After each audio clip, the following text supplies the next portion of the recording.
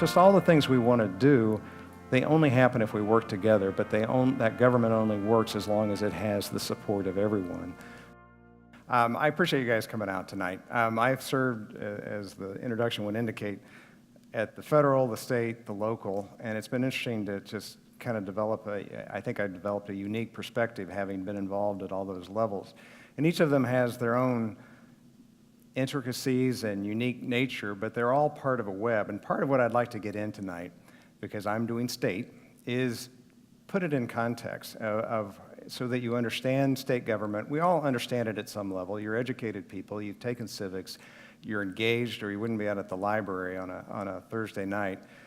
But it still isn't bad to refresh on that. And what I hope to do tonight is go through a Civics 101. Civics 101, I think it's important when we try to understand anything, and part of it's just my simple mind, is to understand the why we have things before we get into the what we have. Because too often we just go straight to the what and we're not really sure what the purpose is. Why do we have it? Why did this exist? Is it just because we've always done it? So I'm going to do a real quick refresher on why we have the government that we have.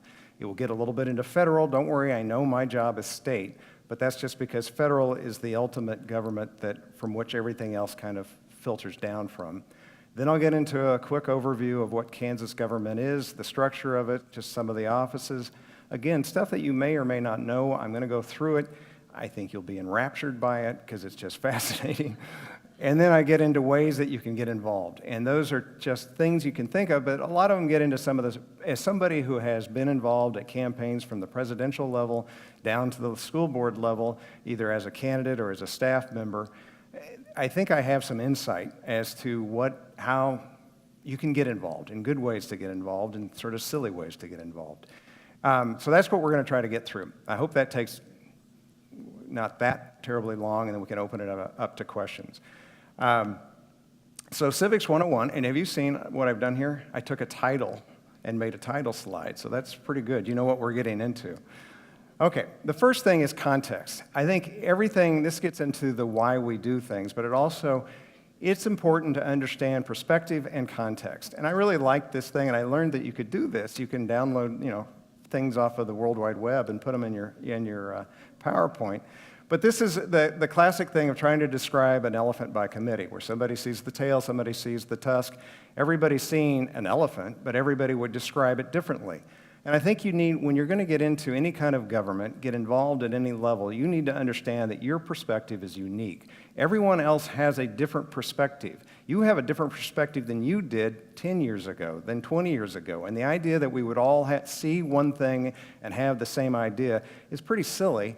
And I think you appreciate other people better if you realize that context matters and perspective matters. Context matters also when you get into issues of what else is going on out there. You're looking at a piece of an elephant, but what else is coming up down the road? And that puts it in what time of the year is the budget coming through? What are the other issues? Who's opposing you?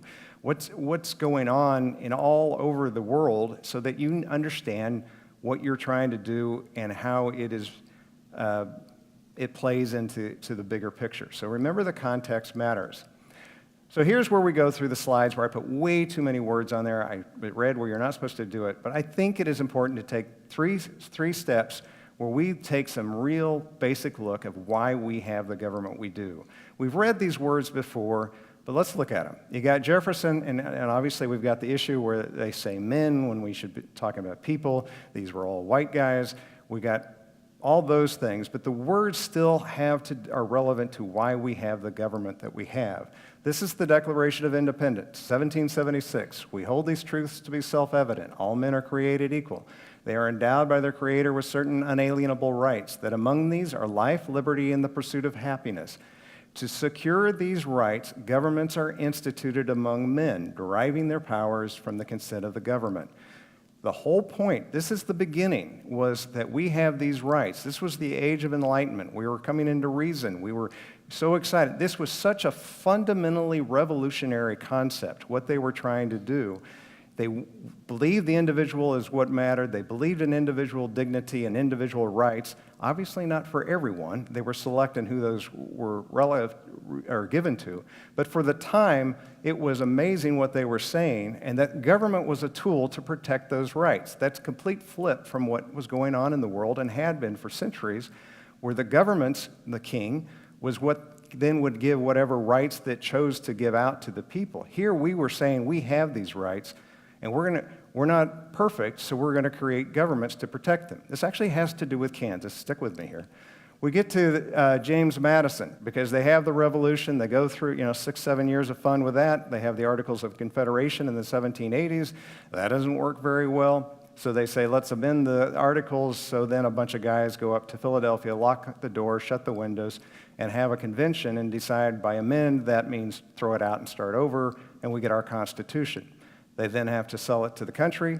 They write the Federalist Papers, John Jay, Alexander Hamilton, James Madison, and they're writing pieces for the paper, for the popular press, to get out there and say, this is why you need to adopt this Constitution.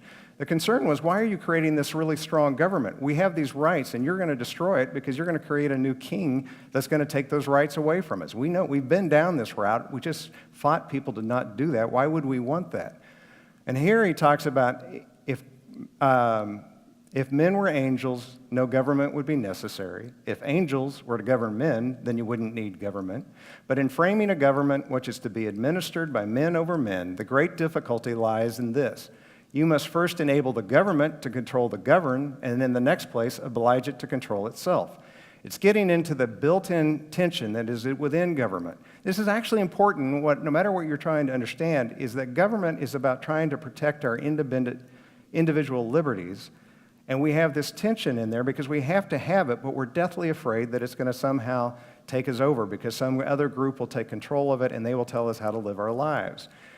And this is where you get into the passions. But it is reason alone of the public that ought to control government, but the passions ought to be controlled by the government.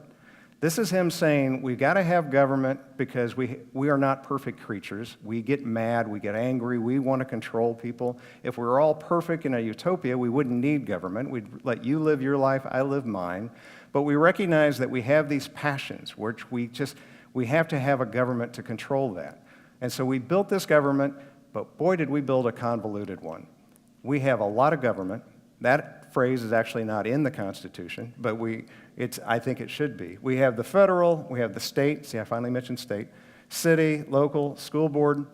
We created a government that was inherently inefficient and with all the checks and balances that you could imagine to check the power of the government. And so you have the executive at the federal, you have the legislative, you have the judiciary, which was an independent judiciary. That was remarkable in and of itself. We take these things for granted. We need to understand what an amazing gift this was, even in its massive imperfections that were inherent in the way they did it.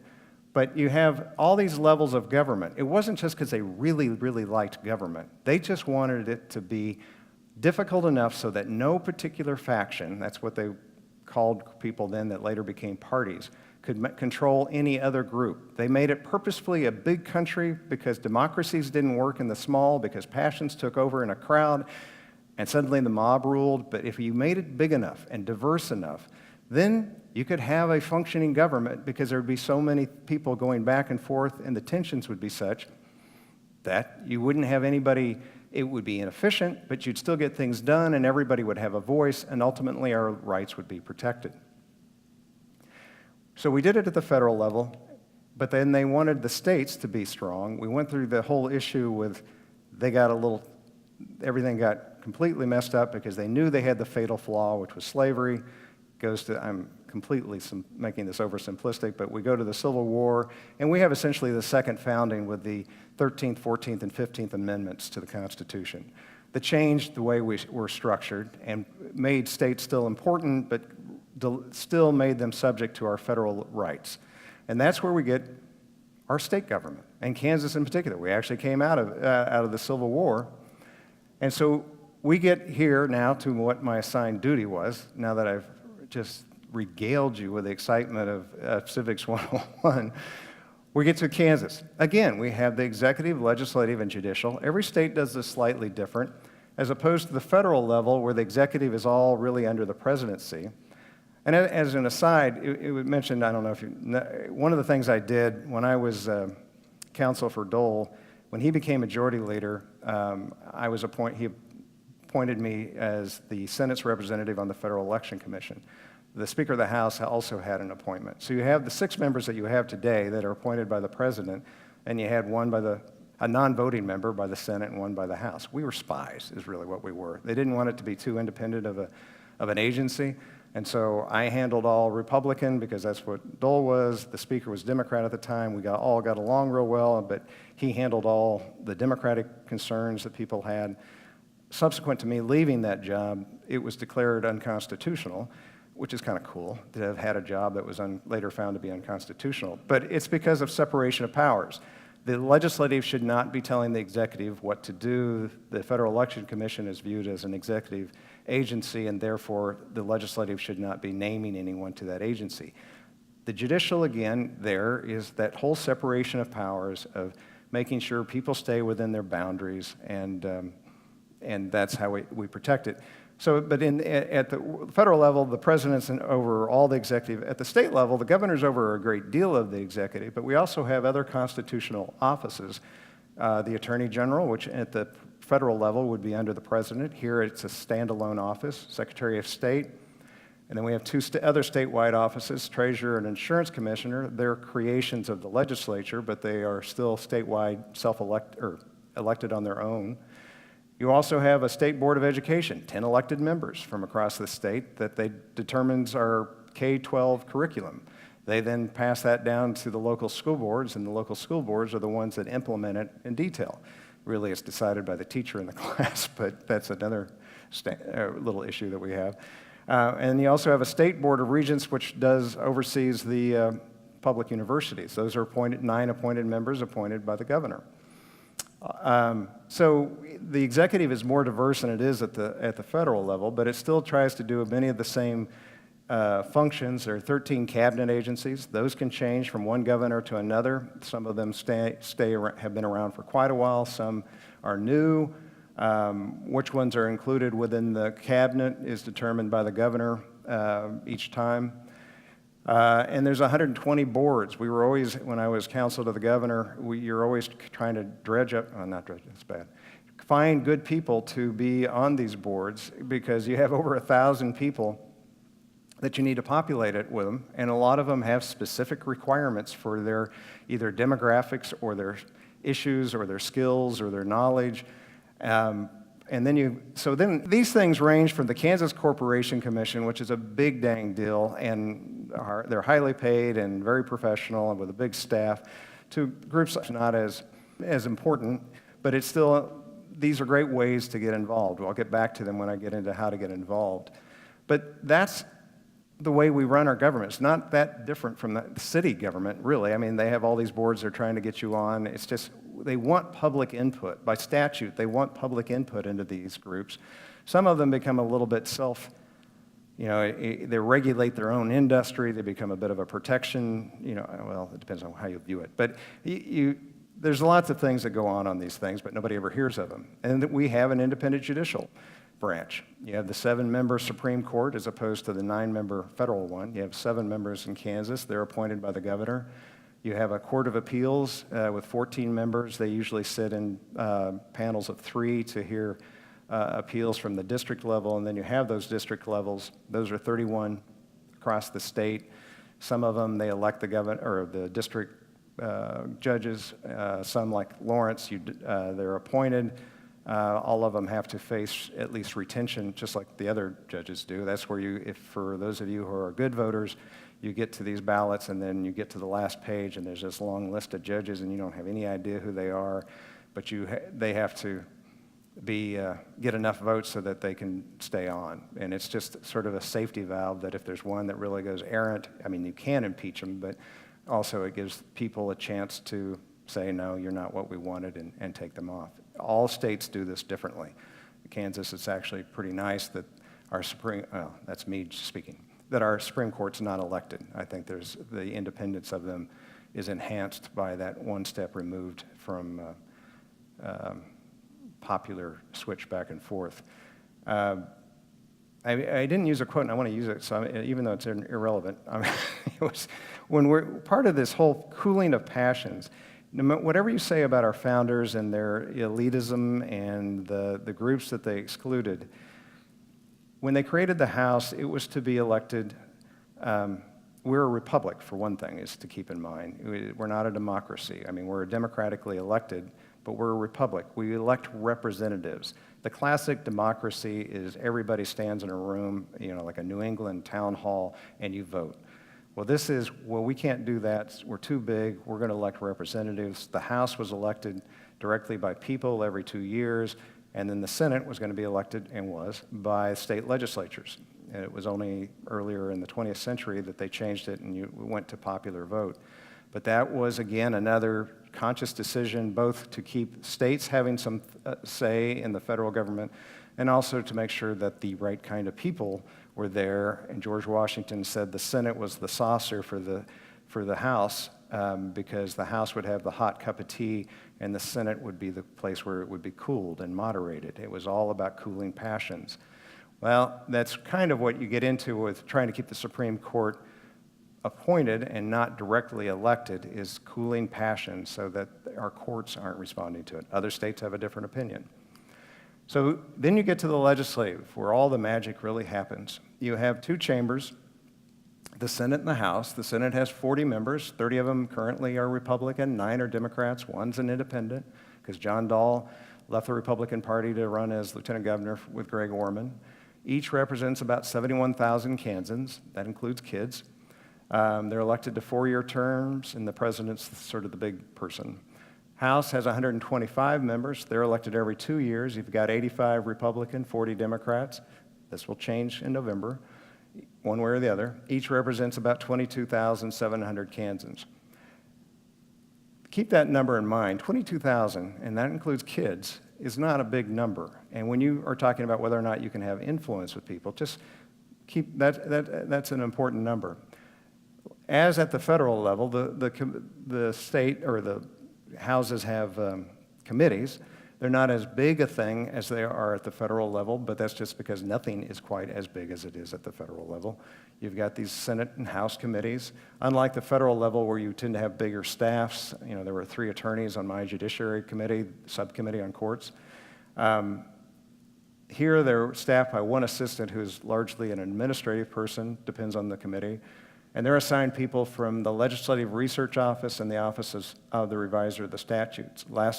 The legislative research are professional people who know the subject area, know what's the history of it, and know those, and they advise the committee on what the options are, what the law is, and what they might do. The Office of the Reviser of Statutes makes sure that they write the language correctly so that it's not declared unconstitutional, that they know how to do statutory drafting, which is just sort of an art. When we get to getting involved, don't forget the staff. People always tend to kind of overlook the staff and think they need to go to straight to somebody they think important. I've run into so many people over the years who sit there and think, well, why am I stuck with you? And I'm thinking, well, why am I stuck with you? Because at that point, it's not the most pleasant experience. But you need to understand those are the people who actually know some stuff and who advise people who make decisions. And they are good people to know. Some of them are more open than others, but just don't overlook the staff. One is just a nice thing to do, but also they can have a lot of influence.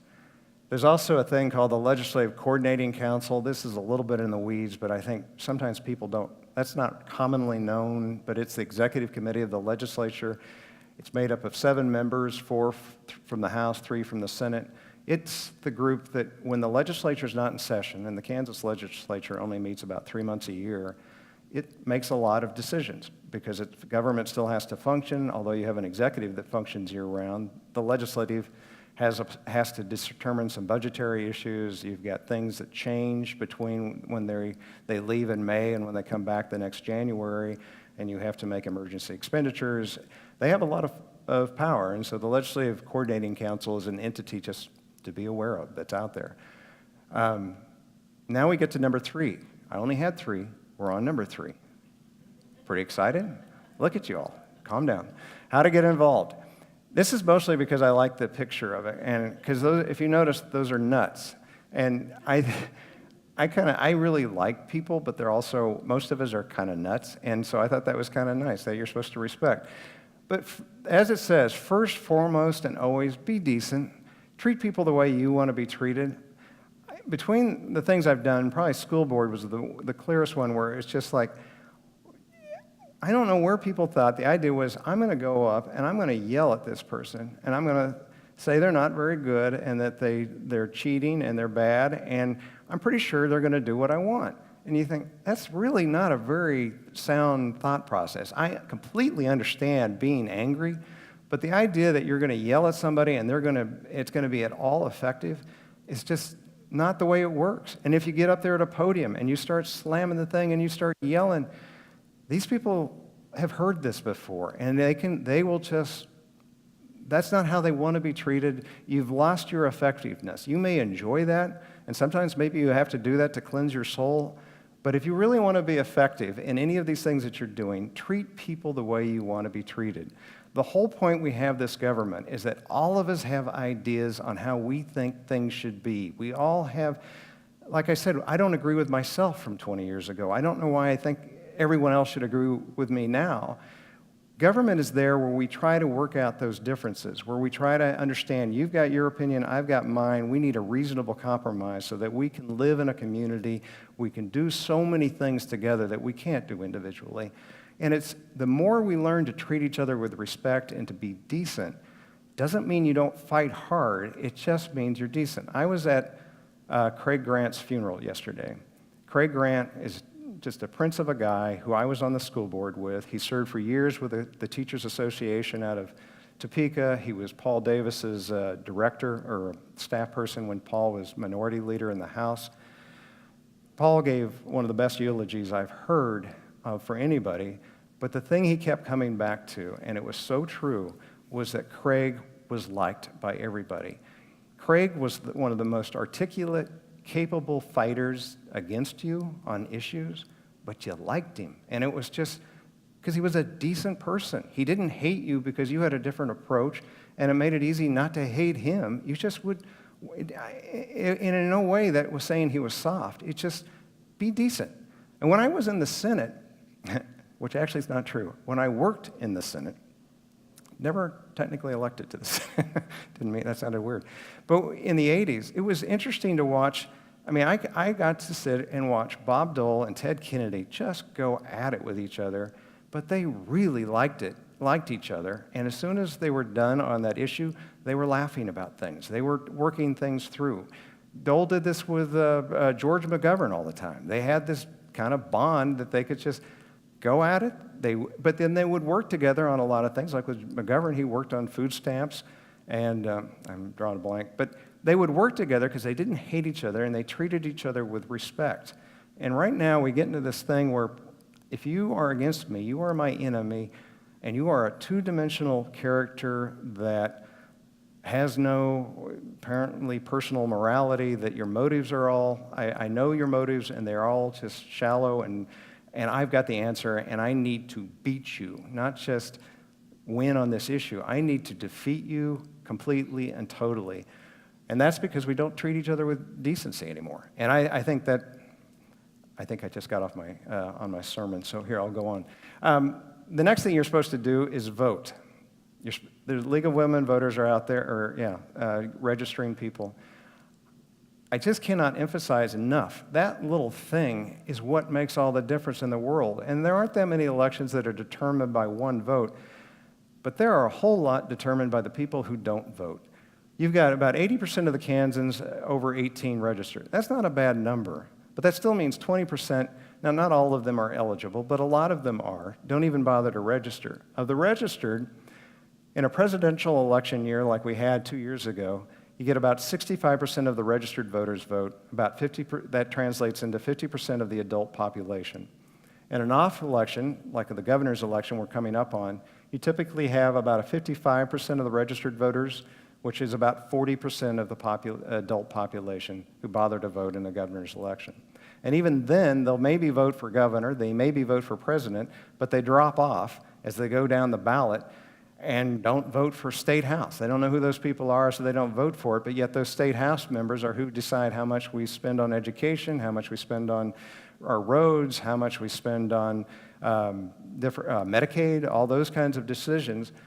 It's really a small number, and keep that in mind when you're talking about the state rep, where I talked about they represent 22,000 people, including kids, and you realize how few are voting, and that's in the overall election.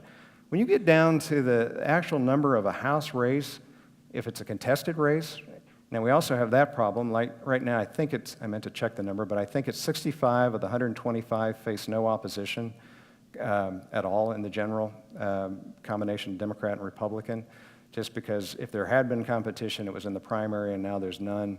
So you have 65 who aren't even running. In fairness to people who don't vote, sometimes we don't have a system that really encourages them to vote. We have well, to be honest with you, I think we have an awful system for encouraging people to vote. But still, if you have the capability, get out there and vote. Then you get to the magical primaries, one of my favorite things. We have closed primaries in Kansas. That means if you're unaffiliated, you can't vote in the primary unless you walk in that day and say, I'm a Republican, give me a Republican ballot, or I'm a Democrat. Then you become a Republican, and you have to go back out and change back to unaffiliated. So 30% of our registered voters are unaffiliated. They can't vote. And then of the ones who can vote, it ends up being about 17% of the adult population determine who we all get to choose in November. And remember, a lot of them, the only competition they had was in the primary, because the 65 of them have no competition in the general. That 17% is 12%. The number that vote in the Republican is 12% of the adult population. The number in Democrat is 5% who end up voting. Now, in years like this where you had hotly contested races in both of them, that upticked from 17 to just about 20%. And I've looked at 20 years of numbers. That number is just flat. 17 is still what it averages out to, because people don't vote in the primary. They're waiting for the real election. This one doesn't count. But that's who you end up having to choose from when it comes time to vote. Now, there are a lot of things you can do for election reform in terms of making it easier for everybody to vote. We have this kind of return to Bethlehem thing where you can only vote in the precinct where you live. You can't vote at the library. If you work at the library, even, you got to go back out to your neighborhood. We have the registration requirements. I mean, I have issues with the citizenship, proof of citizenship requirement. We have lots of things that are hurdles to having voting. But if you're past those hurdles, you really need to vote. That's overall voting in the general elections in a presidential year, 65 of registered voters, which is equivalent to 50% of the adult population. That's the same for the 55-40, and then the 12-5 is Republican, Democrat. That's a different thing. That was just put up there to confuse you. So, okay. And then communicating. Let them know what you think, your representatives or your board members or your whatever group it is that you're trying to work with. Be decent. I may have mentioned that earlier. If you're going to communicate, be decent. Be original. These things where people cut and paste emails, I mean, that's great, but you get it. Okay, you get 1,000 of them, that means something, but it doesn't mean much when they all say the exact same thing. You should be able to translate it into your own language. You really want to be effective? Write a letter, write a postcard. That'll just jump out at them because you actually found a stamp. Keep it short, but keep it to the point. Know what you're writing about. A lot of times people get something from an advocacy group or something that just makes a statement that may not actually be completely true.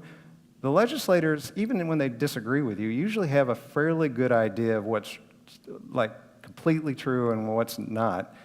Make sure you understand what you're writing. If you don't understand it, don't send it.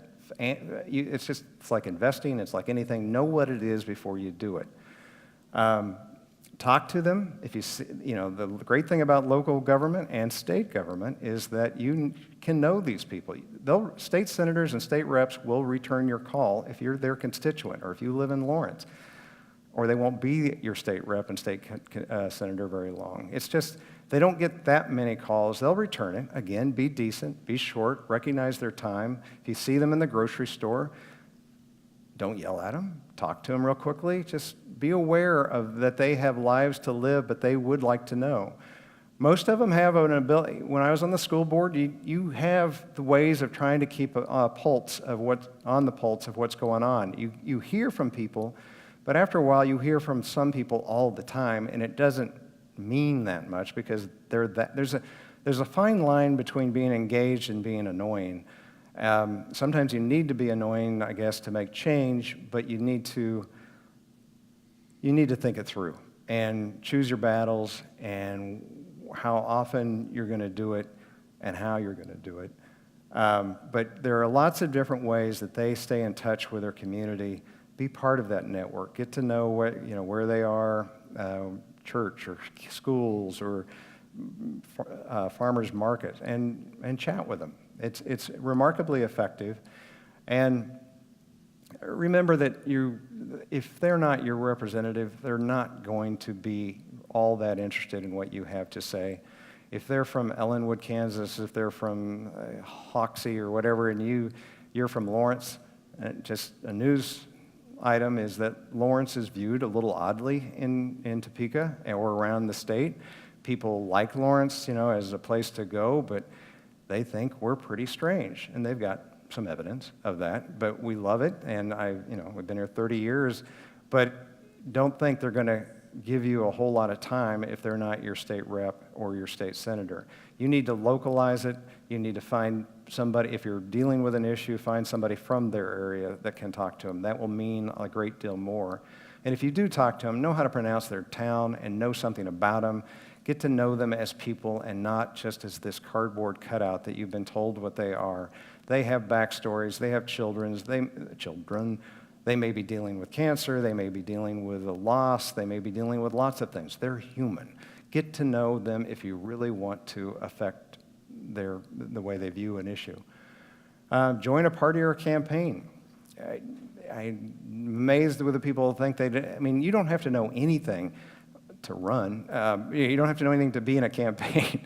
They will tell you what they need done, and there's lots of different things that you can get involved with, and that's not. Then people find out what it's really like, and maybe it's something that appeals to you, or you get to where you do want to run for office. But start there by running and getting involved with a school bond election, getting involved with a city election. Just get out there, and if you really want to get engaged. Those people, they're used to taking people who don't know what they're doing and helping them. If one of the two parties really interests you, you really like them, they'll be glad to help you out. If there's a particular candidate, they'll be glad to help you. Join an advocacy group. They know a lot more than I do about how to address legislators. The only thing I would say there as a personal aside is if they are pushing a lot of advocacy groups, and it's hard not to do this, when you care deeply about an issue, whether it's abortion, whether it's climate change, whether it's guns, whether it's health care, anything you want to talk about, they care deeply about it, and it's hard not to go straight to the fear button and push these things. Horrible things are going to happen if you don't do X, Y, and Z, or what. And they know what they're doing, but it also can create a bit of an artificial division, or it accentuates the division that already exists. Try to understand what you're doing. Don't just blindly do what people do. Understand it and understand the nuances, and then move forward. But these groups are great for helping with a particular issue. Join one of those 120 board of commissioners. A lot of times you have to be the right party. If you Google Kansas boards and commissions, you'll see them. You'll see the process to submit an application. You'll see the requirements for each of them. You can be regaled with them and look at them and all the wonderful things that you're required to have. But those actually is a great way to get involved. And then you can always run for office. It's great if you start locally. It's great if you've done something in terms of been active in a church group, a school group, a neighborhood group. But just something where you're used to getting out and talking to people, meeting people, realizing that people have differences of opinion, something where you've gotten out of your your own little bubble, that you've spoken to people who disagree with you. Any of that prepares you to go out there and run. And the more you've prepared, the better, because anybody can run. It's really not hard. You can do it for a small fee or gathering signatures. But you also then you need some money. I think probably, I don't know what it would be now. I guess Kansas House race, you probably need at least $50,000 to do from a scratch. And Senate, you would need at least 100. You can do it for less, but it's going to take a lot of work, and you're going to have a really good grassroots group and a lot of good social media. It is possible, but money makes a difference. Just be aware if you're not going to have that kind of money, how you're going to do it, because you may be the greatest, most wonderful person in the world, but nobody's going to know you. I've run and lost for a lot of things. I'm pretty good at it, and it's interesting. It's an interesting exercise to go through, but know what you're getting into. But I really encourage people to eventually think about that. If you really get crazy, try to start a new party. For those of you who don't know, I'm trying to start a new party. Some of those things aren't true, but it's the way the system is designed to work, is that we all find our groups, whether it's a advocacy group, whether it's a neighborhood group, whether it's whatever, starting a new party. It's how we make this thing work. It's unique among some of the world governments that this can be done. It's hard, it's purposefully hard, there's a lot of reasons for it, but it's been, I've been at this a little over a year, and it's actually going pretty well, but it's a lot of stumbles. Everything you ever do, whether it's starting a new party or something a little more sane, requires perseverance. You got to stick with it. And but at the end, it's what makes it just a remarkable experience. Is our state government, our local government, our federal government, is we all can do stuff with it. We all can be part of it. We can all make changes, but we are in need of people who are decent, who have strong feelings, but who recognize that the point of our government isn't to control somebody else. The point isn't to sit there and win and therefore vanquish the 48% who are on the other side. The point is to try to work out these issues so we can each have our rights, so we can each live our lives, and then bring people up that need help. It's just all the things we want to do. They only happen if we work together, but that government only works as long as it has the support of everyone. And it needs a lot more decency. So that is Kansas, the Sunflower State. We're not taking questions this evening. No, Cal. No, thank you all. I appreciate that. But we are going to take questions. Oh, really?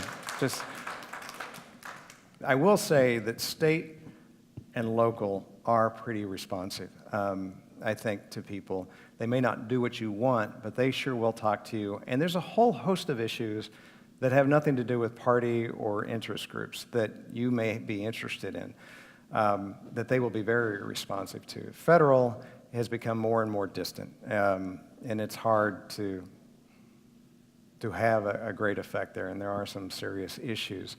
The party does have a say. A lot of times at the state level, if you're a new member, you don't have a big staff. In Washington, you have a big staff that can brief you on different issues. Here, it's mostly the legislator themselves, and they'll walk in. It won't even be a controversial issue, but they won't know what this bill on water rights is, or that one may be more controversial. But there's a whole host of things, and their party will tell them this is what we think you should do, and they go that way because they don't know. Now, if somebody had gotten to them, who from their state rep or somebody who was informed and had talked with them, you can affect those things. But otherwise, they'll default back to their party. One of the issues I would say also you have is even the parties are not what they were when I was like counsel to the governor. The parties are much more of a shell, in my opinion, that are controlled by various interest groups, whereas those interest groups used to be allies that would help parties. They now are the party and determine. And that's where you get primaries, where if you're not pure to that particular, and we're talking about 2 or 3 interest groups, particularly in Kansas, it's mostly on the Republican side, then you're out. And so more than the party are the interest groups. But again, their interest is largely confined to a specific issue, although the ones that get into taxes can be a pretty broad one. But yeah, I didn't mean to be naive that they are just free agents completely out there. But and at the congressional level, I think there's a much bigger issue because of the ridiculous amount of money that they have to raise and where they get that money. And then you have the whole issue of dark money now, which is different than the money that we know about. It's just all the groups that can spend money on campaigns and doesn't even get reported. So that's a cheery little news there. I think it's just a given in a rural, even though we're not rural anymore, I mean, we obviously have rural areas, but in a historically agricultural state, that's why you still have it's not year-round, it's a very limited time in the Constitution that that they even meet. It's designed to be a part-time job, and that's partially why what he was talking about becomes an issue, because they become reliant on interest groups and on their party for information that staff would otherwise provide. So staff would provide more independence, maybe. I mean, I like staff because I was staff, but that's not going to happen in Kansas if ever. I mean, for a long time. Yeah, I wondered if you could expand a bit more about this legislative research group, or if it's called I'm not sure, you just called it legislative research. Unless it has changed in the last few years, it is very much a professional staff that navigates things very well. For one thing, the parties haven't changed in a long time in terms of who's been in charge. But they always were professional people who just really tried to work on giving factual answers and providing the advice. They're the one source different from the interest groups and the party that can give them some just unvarnished, this is what you ought to consider. And that's certainly true in the tax area. So they are very much viewed as a professional staff, but they have stayed independent, I think, largely because they mind themselves very well as far as not getting out saying you should do this. If you want to do something, they'll tell you how you should do it, but if on their own will not do analysis that comes up to, if we really wanted to help people get health care, we would do X, Y, and Z. So it's a much more limited role, and that's, again, where interest groups really have more of a say than they do. Remember, there are very few specific issues where the decision has already been made because it determines whether or not they have a primary opponent. Those, it would be abortion, it would be guns, somewhat in taxes. Most issues are somewhere else in between. And if you have, child care, care for senior citizens, just transportation, correctional things, there are a lot of areas where it's not nearly as delineated. And if you know stuff, and if you can help brief them, and you can provide cogent arguments why things should be one way, you really can't affect it. But if it involves taxes, and if it involves any of those couple of issues that I mentioned, you're going to be limited. But environment even, when you want to clean up the car or something, you can have an effect. Just don't go in and act like you have all the answers in the world and that you don't have to worry about land rights, or you don't have to worry about farmers, you don't have to worry about sewage, there are a lot of competing interests in those things, but that still doesn't mean you can't argue for what you're trying to accomplish. It's just that context. Make sure you're aware of what's going on in the rest of the state and care what's going on in the rest of the state. One of the issues a few years ago that you ran into was a little microcosm of this, were coal plants that were going to be built out in western Kansas. Obviously concerned about coal, but people were just so adamant about it that they were insensitive to some of the people in the West. You're not going to get every vote every time, and some people cannot vote a certain way because their constituent, frankly, wouldn't support it. And so don't go beating them up. Just start finding the votes you can pick up. And you can have a real effect. But if you're just going to go up and yell at them, and tell them you've got all the right answers, then you're going to be labeled that guy, that whatever from Lawrence, and you've got all the answers, and you're probably from the university, and we're really tired of you. But if you go up there with thought out help on all these things, and you're persistent, and you find one or two people who are willing to work with you, you can do amazing things. But you've got to think it through.